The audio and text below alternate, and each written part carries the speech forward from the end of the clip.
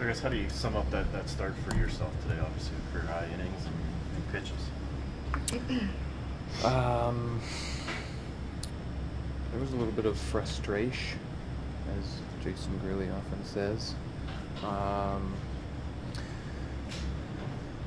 I think that at this point in my career and starting experience, my goal is to not hit as many microphones and also try to just keep the team in the game, try to give us a chance to win, try to be as efficient as possible with my pitches.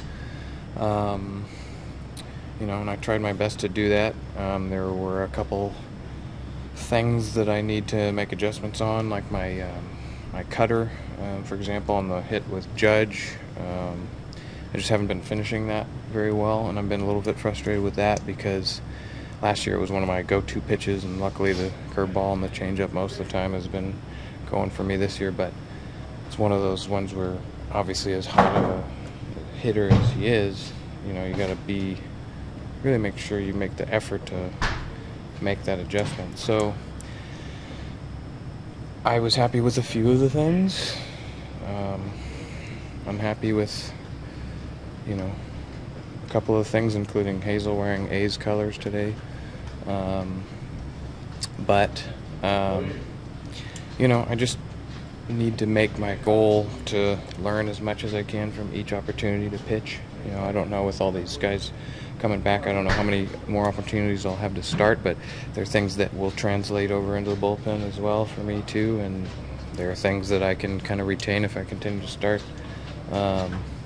So it was a frustrating game because we, feel like we're playing well and it's a good team that we're playing against. But I tried to control the things I can control and, not kind of get rattled when a couple bounces, went the other direction. So if that's acceptable, I'm going to finish with that. I think you were victim of some bad luck out there, Joe? I'm not ready to play the victim card quite yet, but I don't know. Is it bad luck or is it just, things that happen? Yeah, I guess I deserved it. I don't know. Thanks a lot for it. But no, you try. Your job is to try to prevent guys from hitting the ball hard consistently, and sometimes when you do that, it doesn't work out. But if you continue to do that, you can kind of limit the damage and try to stay within range, striking distance for some of our hitters and stuff. So it just kind of went all one way and not the other today. So if you wouldn't have mentioned that, maybe everything would have been better, but now that it's starting to pile on a little bit, I'm kind of, but that's okay. I'll get over it. You sound, maybe too, but you sound resigned to going back to the bullpen. Are you? Is that what's going through? Because it might have nothing actually to do with how well you're pitching as a starter. I'm not planning on resigning. But I don't know. I just understand the makeup of this team, and how we have a lot of really good guys that everybody wants Aaron Sanchez to come back. I do too, because he looks cute in his jersey, as we've talked about before. But he's also really good at throwing baseballs. So I feel like we're a better team with that, and I'm just, again, trying to just be really appreciative of the opportunity to go, hang around on that mound every once in a while and in whatever capacity. So, I meant more to the effect that might be where you are really needed. Excuse me. Well, let's talk about what you want to talk about then. Yeah, I don't know. The shape of this team, there are certain needs, and I'm happy to fill whatever need is available to be filled. I don't know. I'm again, whatever it is, I'm happy to be here and to try to help this team win. So I'm trying to just keep my options open, and and whichever way it goes, I'm trying to be accepting of that. So is that good enough? Joe, you used your curveball a lot today. What did you like about how you were able to use that pitch? The curving ball. Yeah, I did notice that I was throwing it a lot. I want to say Luke Maile's, I don't know if you guys noticed, but he's really good.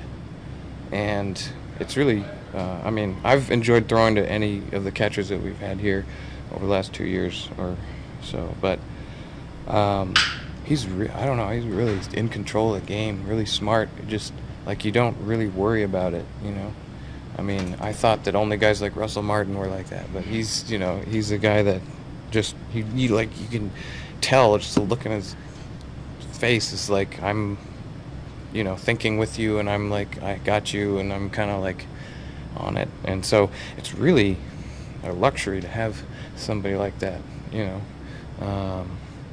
He also has nice hair, so I ask him to take his mask off every time he comes out to the mound. Sometimes he does, sometimes he doesn't. But he's blocking, he's got a good arm, and you can tell he's just kind of like, he seems like he's one step ahead of the hitter, and often me too. So I'm like, oh, okay, well, good idea, So he always has a reason for what he wants to do, and it just makes the process so much more simple for someone like me to just say I don't need to be overthinking anything. He's kind of in control, and just the conversations he has with the coaches and everything. Him and Russell both do a really good job of that. And it's just like whenever you think about, you're like, what about this? And they're like, well, I already thought about this for this and this and this reason. You're like, oh, okay, well, I don't need to ask about it anymore. It's kind of, so it's quite a luxury to have somebody like that who just invests and cares and puts the effort in. And he was really smart about just what pitches were thrown. He saw what was working. He saw how they were reacting to it, and he just kept sticking with it, and then kind of went away from it to kind of get him off of it a little bit, throughout the game. And I was frustrated also for him too on a couple of those bloop hits that fell in, because I was like, he really was being smart about his approach and what we were doing. And so for both of us, I was kind of like, dang, like it's unfortunate more so. But I just remember sitting there in the dugout in between innings going, that's somebody that I would always want back there, and we're lucky to have a couple of those guys on this team. So 7 innings today for you to get through an order 3 Really? times. Yeah, it was 7. Right. Especially a tough lineup. For you to get through them 3 times, is that a nice challenge for you to face at this point? Yeah, I was talking to my dad last night on the phone, and he was like, well, where would you rather be? You get the chance to see how your stuff translates against a good team like this. And so, as much as you look at that lineup and look, and how well they're hitting and stuff, and you go, I can't just skip a couple days, or whatever. But there's really, nothing that you would rather be doing to kind of get a gauge of, how it's going for you. And, there's a couple adjustments that I needed to make, but I felt like I just tried to keep attacking and stay in the strike zone and stay in front of them, stay, on the attack. And I felt like I, put a good effort into keeping the team in the game. There's a couple things that I could have done better, but, again, like we were talking about, that's how it goes sometimes, right? So.